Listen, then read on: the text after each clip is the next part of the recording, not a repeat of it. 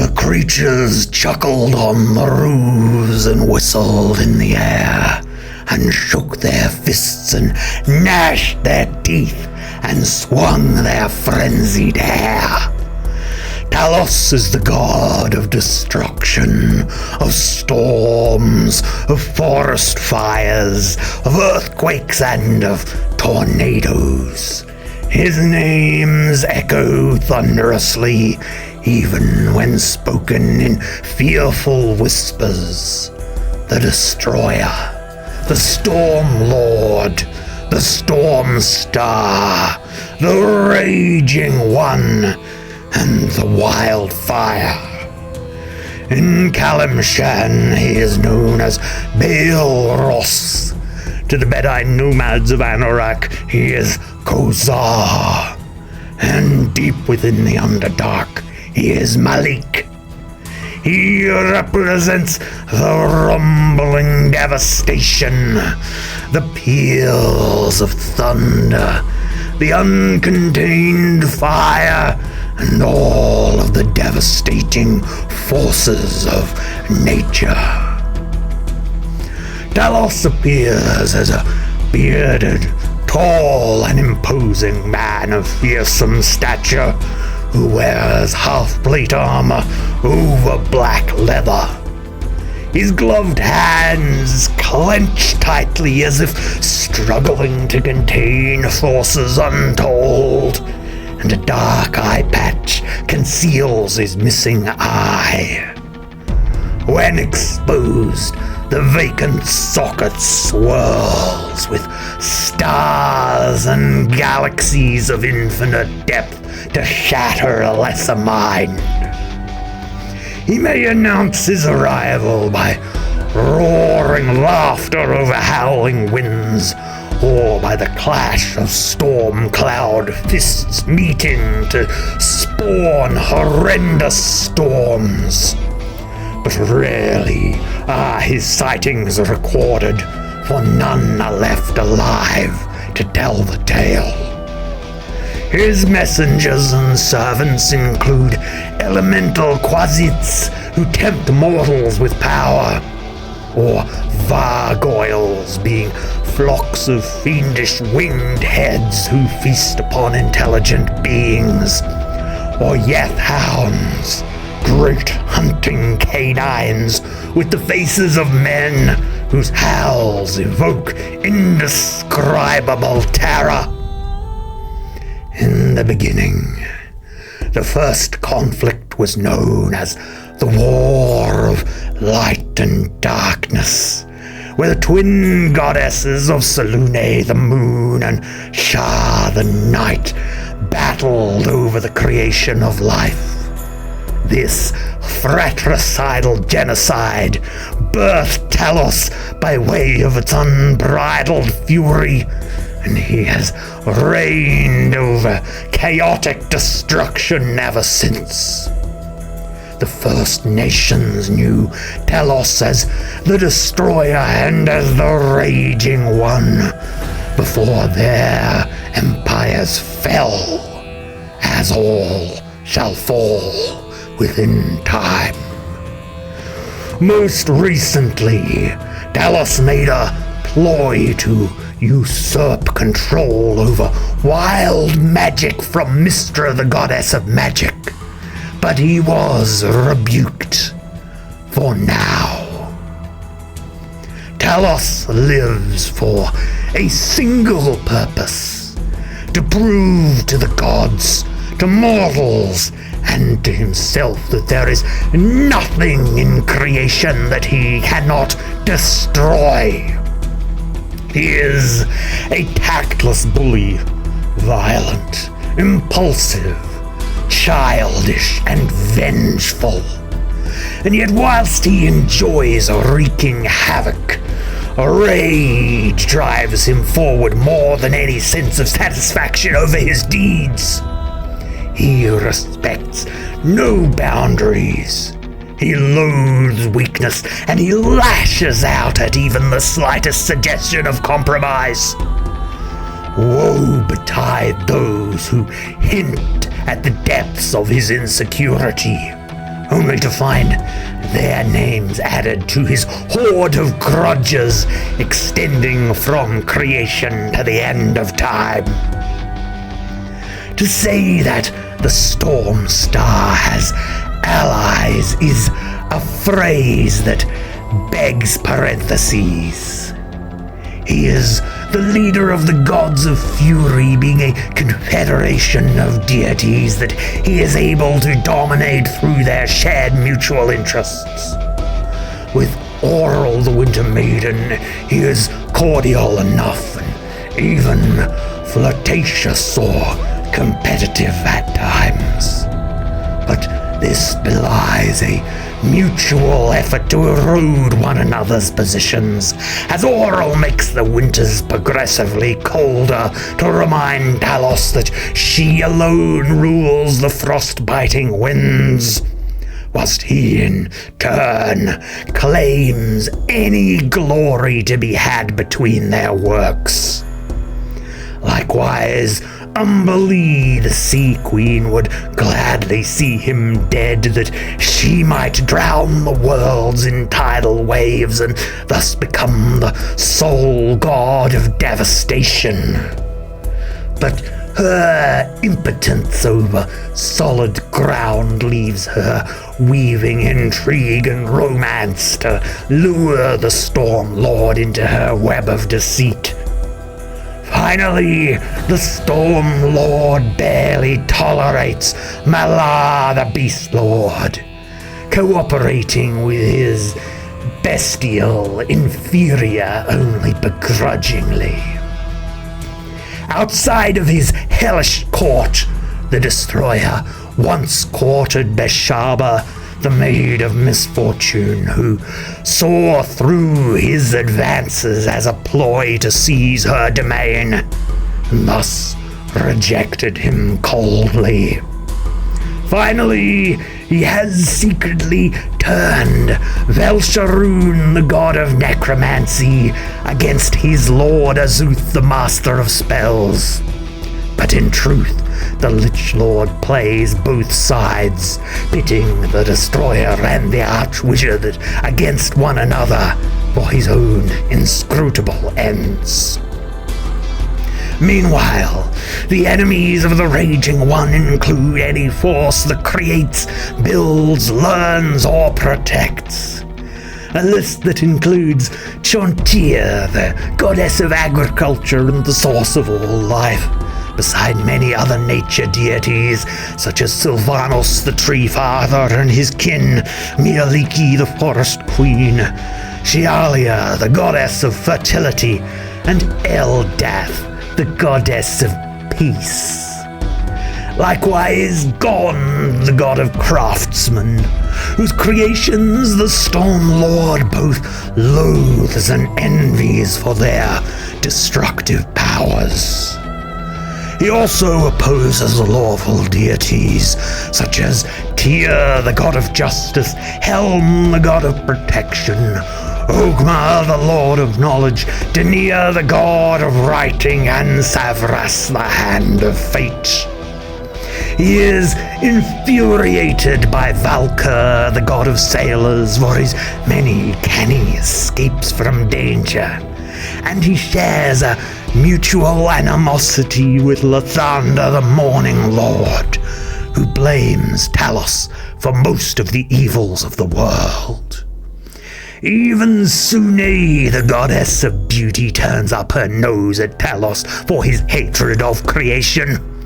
And finally, Mystra, the Lady of Magic, he resents for his failure to wrest power away from her hands. Talos broods from the peak of a great tower in Pandesmos, the first layer of the plane of Pandemonium.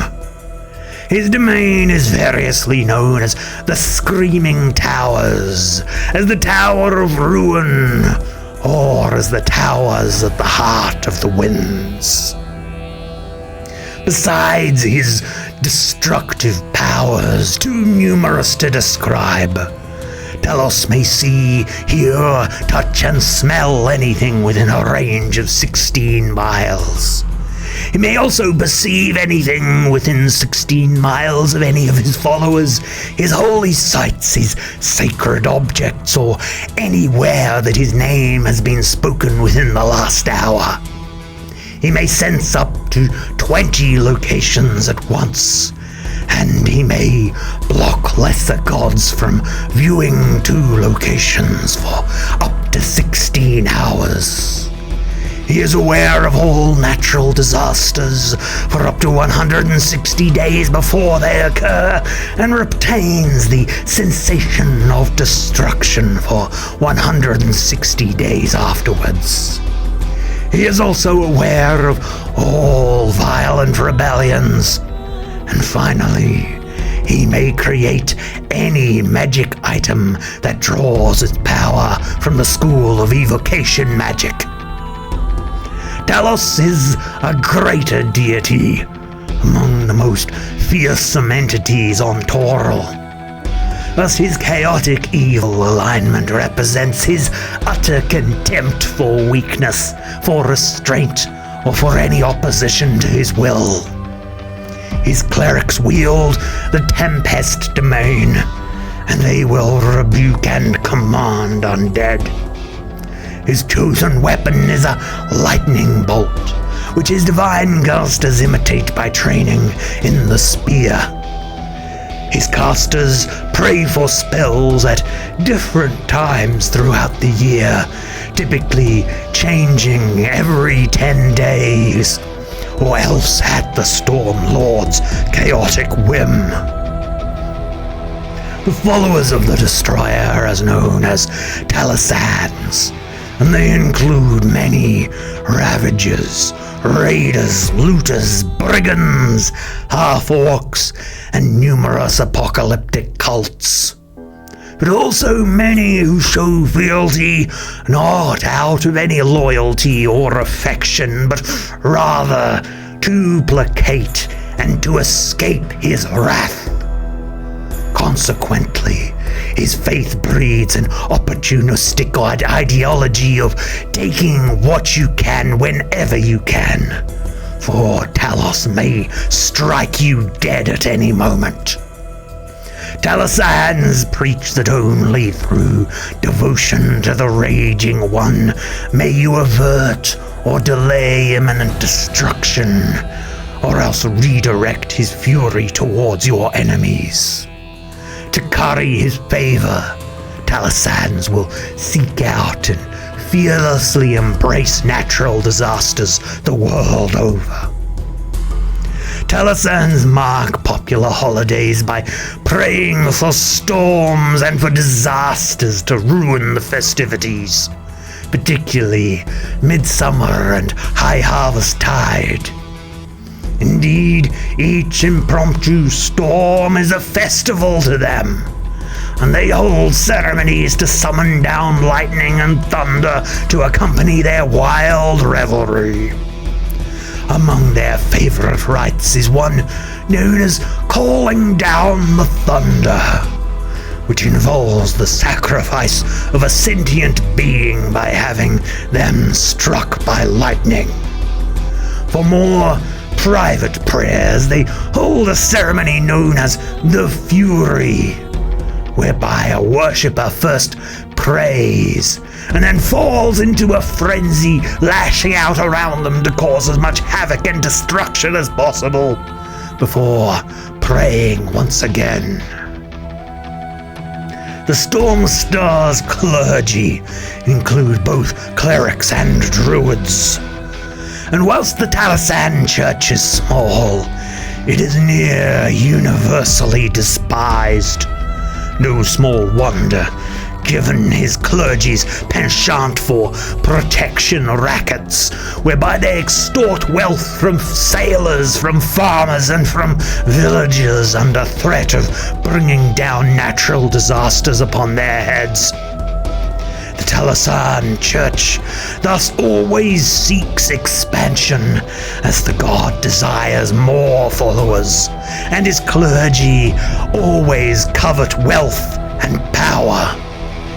Any settlement foolish enough to resist their will are subject to wanton devastation at the hands of Talasan warbands. When multiclassing, Talasan clergy favor cross-training as barbarians, as wizards, and as sorcerers. And for their clerical vestments, they all wear eye patches in imitation of their god, in addition to black robes and cloaks adorned with teardrops and jagged streaks of gold and silver.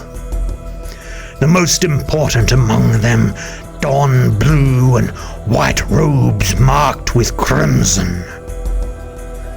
The church has no need for formal rankings, as they regard authority and importance as self-evident by the ability to exert it through wealth and through power.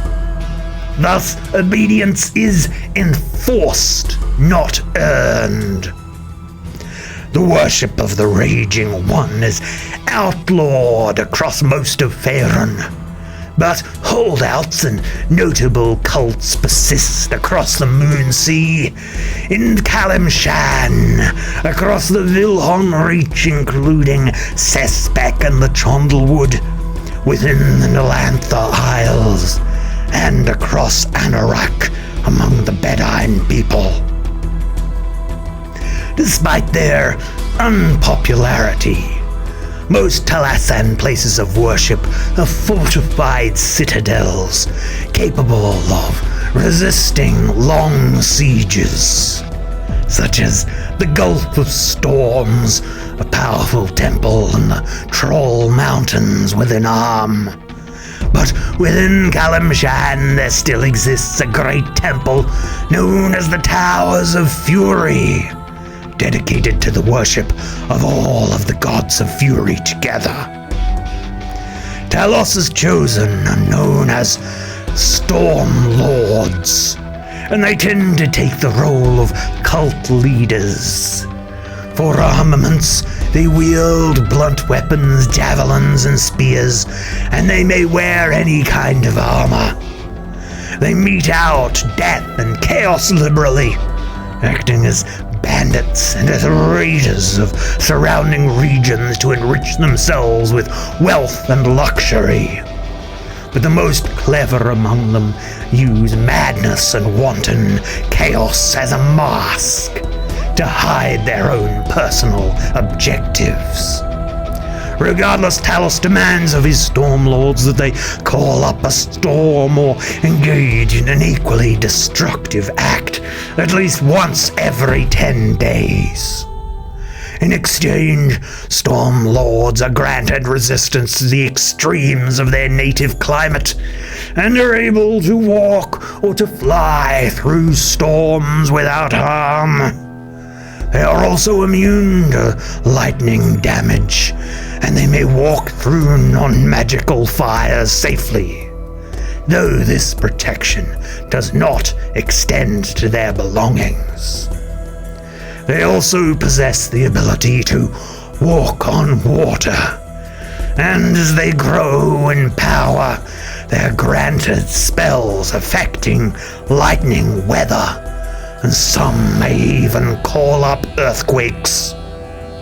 The most powerful among them possess the ability to summon groups of 4 elementals, one of each element, and to transform themselves into an elemental in kind.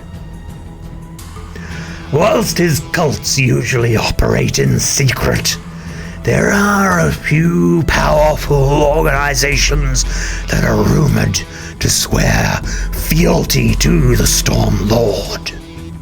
The Lords of the Tempest are a shadowy cabal of wizards known for mixing elemental magic in strange and novel combinations, while the Circle of Rust and the Worm is a secret society of insane spellcasters, mystics, and esotericists drawn from many disciplines who seek the wholesale destruction of the world.